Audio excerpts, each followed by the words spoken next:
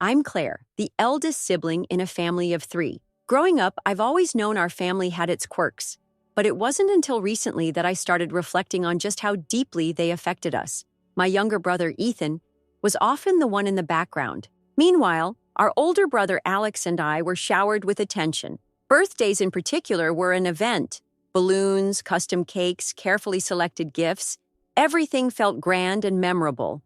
But Ethan, his birthdays were often rushed affairs, sometimes forgotten altogether. As a kid, I didn't think much of it. In my mind, that was just how things were. Ethan didn't seem to complain outright, so I assumed he didn't care. Looking back, I realize how wrong I was. Ethan's quiet acceptance wasn't indifference, it was resignation. Over the years, this pattern became a constant, a backdrop to our family dynamic that no one, including me, bothered to question. Ethan's 6th birthday was the first time I sensed something was off. Alex had just celebrated his 8th birthday with a superhero-themed party, costumes, a magician, and enough decorations to make our living room look like the set of a movie. Ethan's day came a couple of weeks later, and it was a stark contrast. There was no theme, no decorations, just a plain grocery store cake hastily brought out after dinner. Ethan asked quietly, "Where's my party?" And our mom, looking distracted, replied, "We've been busy, sweetie. We'll do something special next year." But next year never came. By the time Ethan turned 10, the disparity was undeniable. My 13th birthday had been a big affair, a formal dinner at my favorite restaurant with all my friends and a brand new necklace as a gift. Ethan's? A card signed with love and a toy that he probably didn't even ask for. He didn't complain, though. He never did. That was just Ethan, quiet, polite, and always accepting whatever came his way. Looking back now, I realize that his silence wasn't contentment. It was something deeper. I didn't see it then, because I was too caught up in my own world. I was a teenager with my own dramas, friends, and milestones. Alex was the same, if not worse. As the eldest, he was naturally the family's pride and joy, excelling at everything he touched, or so it seemed. Our parents never hesitated to celebrate his achievements, no matter how small. When Alex graduated high school, the house was filled with relatives, catering trays, and congratulatory speeches. When Ethan graduated 2 years later, I think we ordered pizza and called it a night. It wasn't just birthdays or graduations either. Ethan's needs and accomplishments always seemed to fall into the background. If he won a small art contest at school, it was mentioned in passing. If Alex scored a single goal in a soccer match, it was treated like the World Cup. This dynamic wasn't malicious, I think. It was just how our family operated.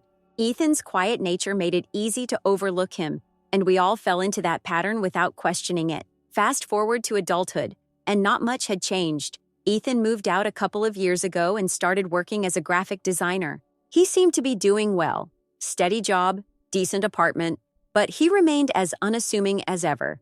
Meanwhile, Alex continued to dominate the family's attention. His promotion at work, his latest relationship, his big plans for the future, they were always the focal point of family conversations. Even I, busy with my own life, didn't stop to wonder how Ethan was really doing. This year, though, everything changed. Ethan did something none of us expected, and it forced me to confront just how blind I'd been to the imbalance in our family. It wasn't a confrontation or an argument. It was something far more impactful. For the first time in years, Ethan demanded to be seen, and none of us could look away. Ethan's shift in demeanor began subtly, like the first ripples in a still pond. At first, I thought it was nothing, just him keeping to himself as he always had. But over time, there was a quiet determination in his actions, a subtle defiance that felt unfamiliar. He wasn't angry or confrontational, but there was a focus in his eyes that hinted he had something planned. In the lead-up to his birthday, the family group chat buzzed with its usual rhythm. Our older brother Alex's promotion party dominated the conversation.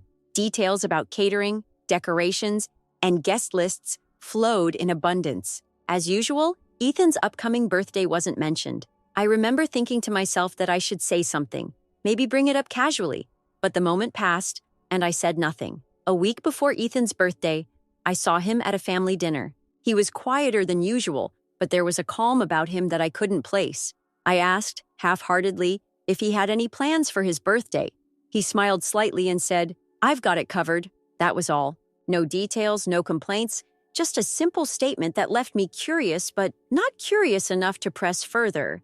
I chalked it up to him wanting a low-key celebration as he often did. What I didn't realize was that Ethan had been planning something far from low-key. He was setting the stage for an event that would flip the narrative, a celebration that wasn't just about marking another year of his life, but reclaiming years of being overlooked.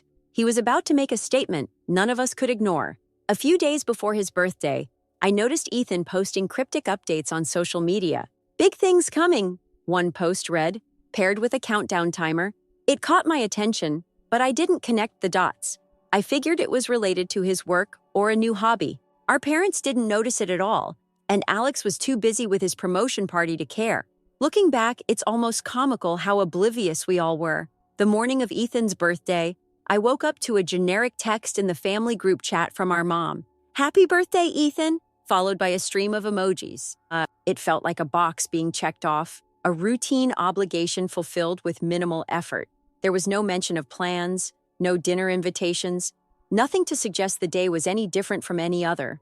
I sent my own message. "Happy birthday, little bro. Hope it's a great one." Then I went about my day, not realizing the magnitude of what was about to unfold. By mid-afternoon, the first clues started to emerge. A friend of mine, who was also friends with Ethan, posted a story on Instagram. It showed a beautifully decorated venue with a caption that read, "Ethan knows how to throw a party." I was stunned. Ethan? A party? It didn't make sense. Curious, I texted him, but he didn't respond. The next post I saw left me speechless. A video of Ethan standing in front of a crowd, announcing a luxury cruise he had booked for himself as a birthday gift. The cruise wasn't just any trip.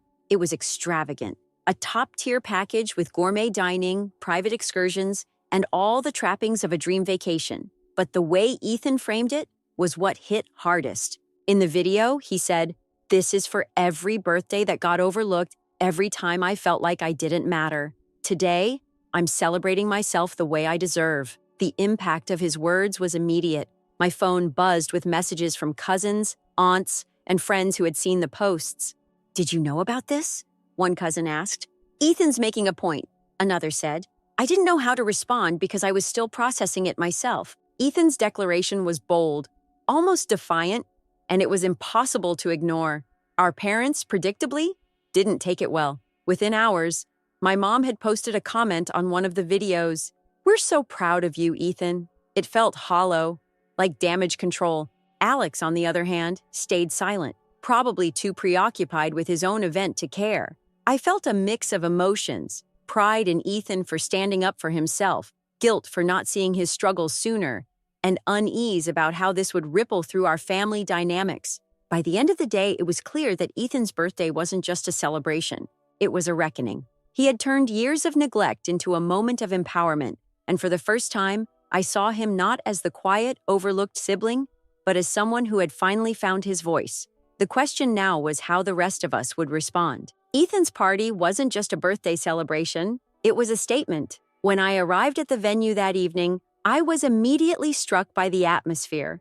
The space was stunningly decorated with a modern elegance that felt far removed from the rushed grocery store cakes and last-minute acknowledgments that had defined Ethan's previous birthdays. Soft lights illuminated tables draped with crisp linens, and the air was filled with the hum of laughter and conversation. A photo wall showcased moments from Ethan's life, curated with care and pride. It was clear that Ethan had gone all out, and for once, the focus was entirely on him. Guests mingled, exchanging warm greetings and compliments about the event. I recognized a few relatives and friends, most of whom had always been supportive of Ethan, but hadn't been central figures in our family's dynamics. The crowd wasn't overwhelmingly large, but it was just enough to make the room feel alive. The centerpiece of the evening was Ethan himself, dressed sharply in a tailored suit. He exuded a confidence I hadn't seen in him before. He moved through the room with ease, engaging with guests and sharing genuine laughter. It was his moment, and he embraced it fully. As I watched him, I couldn't help but feel a mix of emotions. Pride in the way he carried himself, guilt for the years I'd let his feelings be dismissed, and curiosity about what had driven him to orchestrate such a bold event. The highlight of the evening came when Ethan took the stage. The room quieted as he stood before a projector screen. With a remote in hand, he began to speak. "Thank you all for being here tonight," he started, his voice steady and calm. "This isn't just a celebration of my birthday. It's a celebration of finally recognizing my worth." He clicked the remote, and the screen behind him came to life with a slideshow. It began with photos from his childhood, smiling pictures with Alex and me, family outings, and birthday parties. But as the slides progressed, the tone shifted. The photos of his birthdays became sparser, less vibrant. One slide showed a store-bought cake with "Happy Birthday, Ethan," hastily scrawled in uneven icing. Another featured an empty dining table with a single wrapped present. Ethan's voice didn't falter as he narrated these moments, but the room grew heavier with each word. "For years, I convinced myself it didn't matter," he said. "That birthdays were just another day. But the truth is, it did matter. It mattered because it showed me where I stood in the hierarchy of importance." He paused, letting his words sink in. "This year, I decided to do something different. I decided to celebrate myself the way I've always deserved. And that's why I'm thrilled to share that I've booked a luxury cruise." The screen shifted to images of the cruise. A massive ship gliding through clear blue waters, luxurious dining halls, and picturesque destinations. Gasps and murmurs rippled through the room. Ethan continued, "This trip is more than a vacation. It's a reminder to myself that I am worth the effort. I've spent years watching others be celebrated, and now it's my turn." The room erupted in applause as Ethan stepped down. My heart swelled with conflicting emotions. On one hand, I was proud of him for taking control of his narrative, for standing up for himself in a way that was both dignified and impactful. On the other hand, I felt a pang of shame. This wasn't just a celebration. It was a direct response to the years of neglect and oversight that I had been complicit in. As the applause died down, I caught my parents exchanging uneasy glances. My mom, ever the master of appearances, quickly composed herself and clapped along with the rest of the room. Alex, however, remained seated, his expression unreadable. For the first time, it felt like the family dynamic we'd taken for granted was being publicly called into question. After the speech, I approached Ethan. "This is incredible," I said, struggling to find the right words. He smiled warmly, but there was a guardedness in his eyes. "Thanks, Claire," he replied. "I'm glad you're here." His words were polite, but I couldn't shake the feeling that they carried an undertone of, "Where were you all those years?" The rest of the evening was a whirlwind. Guests congratulated Ethan, took photos, and marveled at the cruise reveal. My parents eventually worked their way to him, showering him with compliments that felt performative rather than genuine.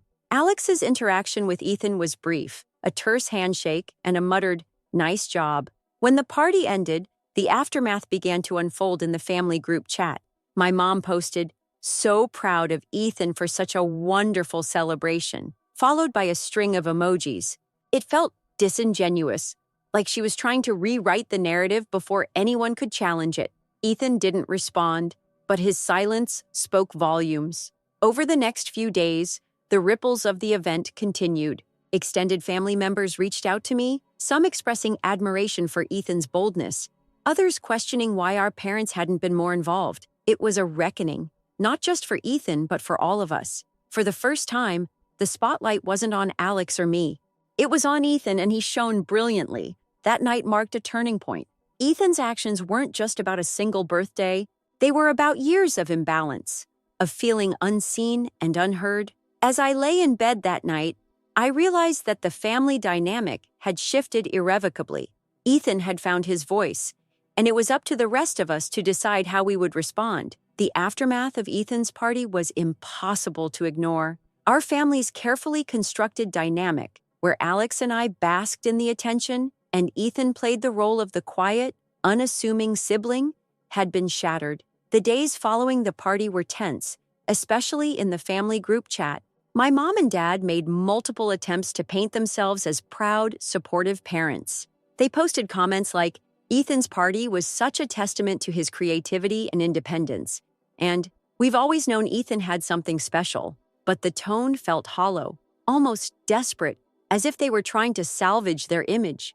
Ethan remained silent in the group chat, which only made the rest of us feel more unsettled. Alex responded to my parents' posts with his usual nonchalance, adding brief phrases like, Yeah, it was cool, without engaging further.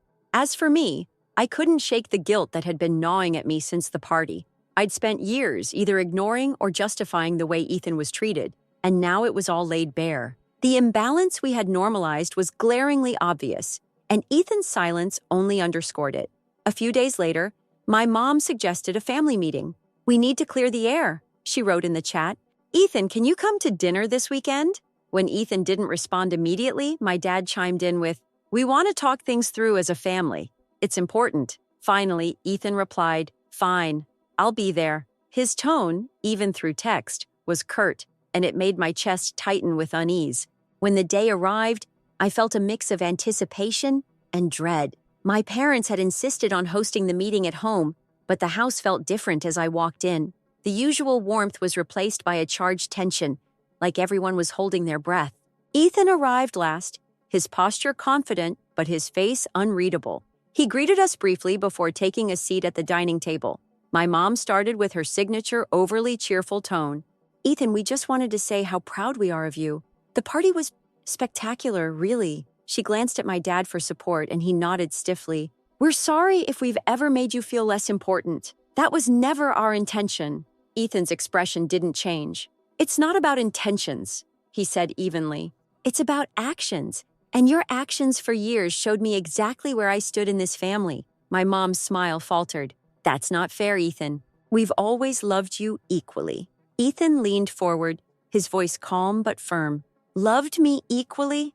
Let's go through the evidence. Alex gets a car for his 18th birthday. Claire has a sweet 16 that practically shut down the neighborhood. And me, I'm lucky if you remember to pick up a grocery store cake." He paused, scanning our faces. "And it's not just the birthdays. It's everything. I've spent my whole life being the afterthought. And honestly, I'm tired of pretending it doesn't hurt." The room fell silent. My mom's eyes brimmed with tears, but Ethan didn't soften. "You can cry all you want," he continued, "but you're crying because you're uncomfortable, not because you understand what I've been through." Alex finally spoke up, his tone defensive. "Come on, Ethan. You're blowing this out of proportion. Everyone's family has issues. You think I haven't felt overlooked sometimes?" Ethan turned to him, his eyes narrowing. "Alex, you've never overlooked a day in your life. Every achievement of yours has been celebrated like it's the second coming. Meanwhile, I've had to fight just to get noticed." I shifted uncomfortably, knowing he wasn't wrong. I'd seen the difference in how our parents reacted to Alex's milestones versus Ethan's, and I'd said nothing. "Ethan," I started, my voice soft. "I'm sorry." "You're right. We should have done better." Ethan's gaze softened slightly as he looked at me. "Thank you, Claire. I appreciate that. But it's not just about apologies, it's about changing the dynamic. I'm done being the one who has to settle for scraps of attention." My dad, who had been mostly silent until now, cleared his throat. "Ethan, we're willing to change.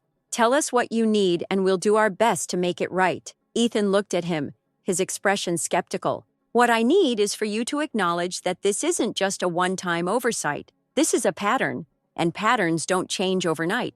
I need consistency.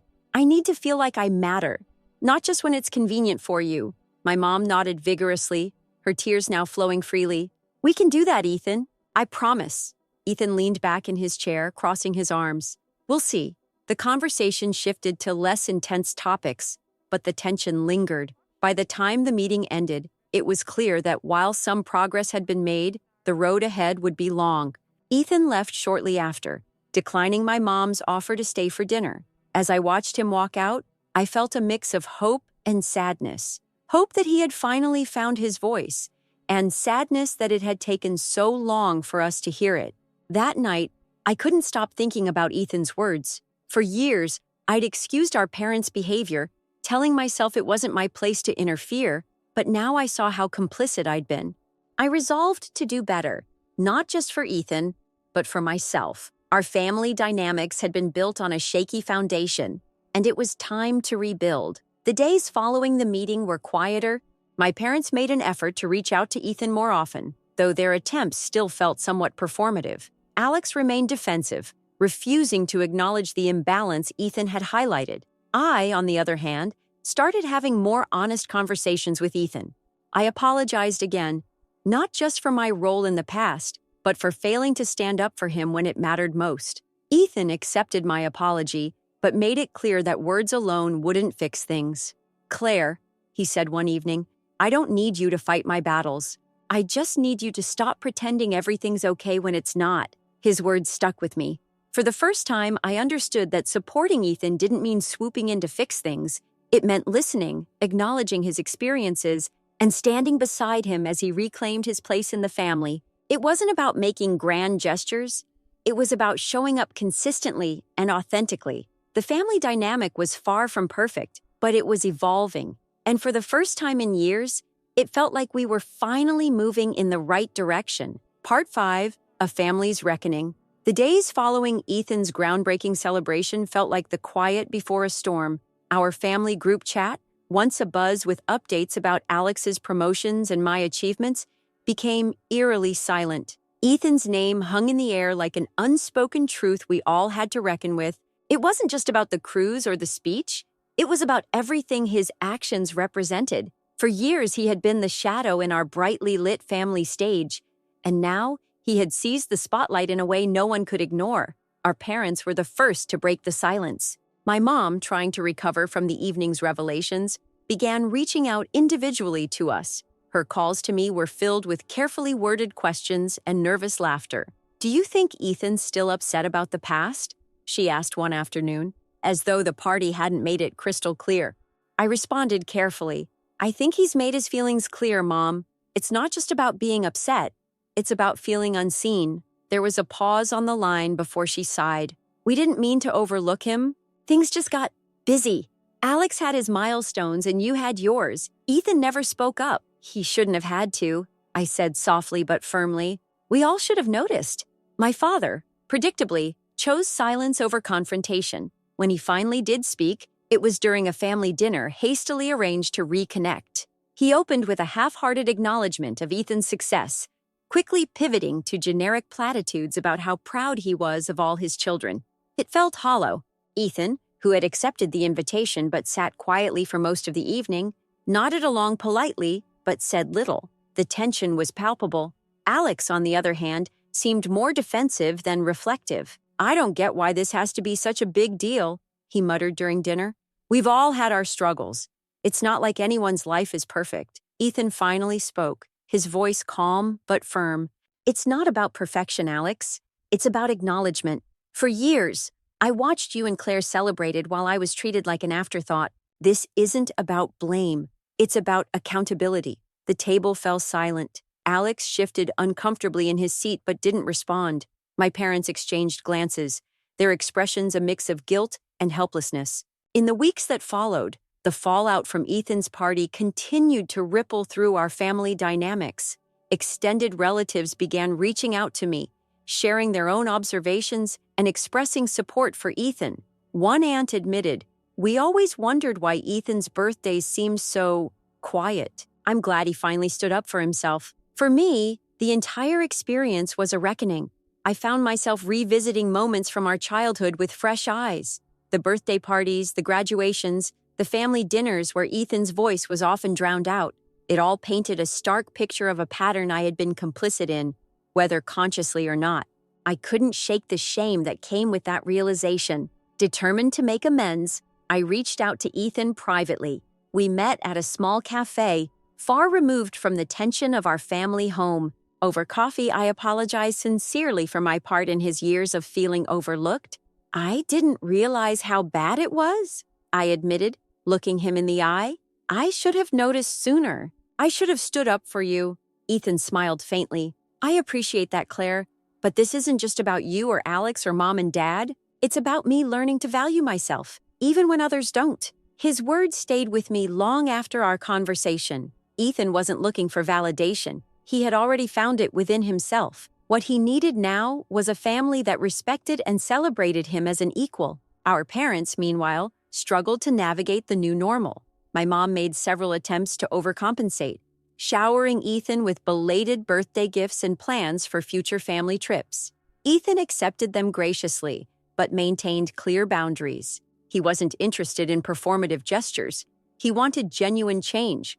Alex remained distant, unwilling or unable to fully engage with the shift in dynamics. It was as though acknowledging Ethan's grievances would force him to confront his own role in perpetuating them, a task he wasn't ready for. As for me, I began making a conscious effort to include Ethan in conversations and plans, not as an afterthought, but as a priority. I realized that rebuilding our relationship would take time and consistency, but I was committed to the process. Ethan's cruise became a symbol of his transformation. He invited a small group of close friends and a few supportive relatives, leaving our immediate family out of the equation. The photos he posted during the trip were filled with genuine joy, sun-drenched smiles, breathtaking vistas, and a sense of liberation that was unmistakable. While my parents privately expressed disappointment at being excluded, I couldn't blame him. This was his moment, and he had earned it. By the time Ethan returned, the family dynamic had shifted irrevocably. While there were no dramatic reconciliations or grand apologies, there was a quiet understanding that things could no longer continue as they had. My parents began attending therapy sessions to unpack years of favoritism and its impact on our family. Alex remained on the sidelines, but I hoped that in time, he too would come around. As for Ethan, he seemed lighter, freer. The burden of years spent in the shadows had lifted, replaced by a newfound confidence and self-assuredness. He no longer needed our family's validation to feel worthy, and in doing so, he had forced us all to confront our own shortcomings. Looking back, I see Ethan's party not just as a celebration, but as a catalyst for change. It was a wake-up call, a reminder that love and attention should never be conditional or unequal. While our family's journey toward healing is far from over, I'm hopeful that we're moving in the right direction. And for the first time, I can genuinely say I'm proud of Ethan, not just for what he's achieved, but for who he's become. Part 6. A New Beginning. Ethan's party and his bold declaration had left our family shaken. In the weeks that followed, there was a palpable tension in the air, but it was different from the usual silence we had grown accustomed to. This time, it was a tension that brought reflection, not avoidance. I could see it in the way our parents exchanged glances when Ethan's name was mentioned, and even in Alex's uncharacteristic silence during family conversations. For the first time, it seemed we were all questioning the roles we had played in creating this dynamic. As for Ethan, he had finally stepped out of the shadows and into his own light. His newfound confidence was both inspiring and humbling. He didn't gloat or rub his success in our faces. Instead, he seemed to move forward with a quiet determination. The cruise he had booked for himself turned into a transformative experience. He shared photos of serene ocean views and moments of joy with friends who had joined him. Each post felt like a chapter of healing, not just for Ethan, but for those of us watching from afar. After the cruise, Ethan and I met for coffee. It was the first time we'd had a one-on-one conversation in years. I admitted to him that I had been blind to the imbalance in our family and apologized for my complicity. "I don't think I fully understood what you went through," I said, my voice heavy with regret. Ethan smiled faintly, stirring his coffee. "I think I just needed to feel seen," he replied. "Not just by them, but by myself too." Our parents, on the other hand, were still navigating their guilt in clumsy ways. My mom tried to make up for years of neglect by bombarding Ethan with messages and invitations, while my dad attempted to bridge the gap through practical gestures like offering to help him with his car repairs. Ethan accepted their efforts with polite distance, but it was clear he wasn't ready to dive back into the old patterns. Alex remained a wild card. He avoided any direct discussions about the party or Ethan's speech, choosing instead to focus on his work. I couldn't tell if it was discomfort or indifference, but either way, his silence spoke volumes. Ethan didn't seem to mind. He had long since stopped seeking validation from Alex. For me, the experience was a wake-up call. I began to reflect on my own actions and how I had benefited from our family's favoritism. It wasn't an easy realization to confront, but it pushed me to change. I made an effort to reach out to Ethan more, not out of guilt, but out of a genuine desire to rebuild our relationship. Slowly, we started to find a rhythm that felt more authentic. Over time, the family dynamic began to shift. Our parents started taking small but meaningful steps to include Ethan in their lives in a more balanced way. They weren't perfect, and there were still moments when old habits resurfaced, but the effort was there. Ethan, to his credit, didn't hold on to resentment. He set boundaries but allowed space for reconciliation on his terms. The biggest change, however, was in Ethan himself. He was no longer the quiet, overlooked middle child. He had become someone who demanded respect, not through anger or confrontation, but through self-assurance and clarity. Watching him thrive was a reminder to all of us of the strength it takes to reclaim your narrative. As we gathered for a modest family dinner months later, I noticed how the atmosphere felt different.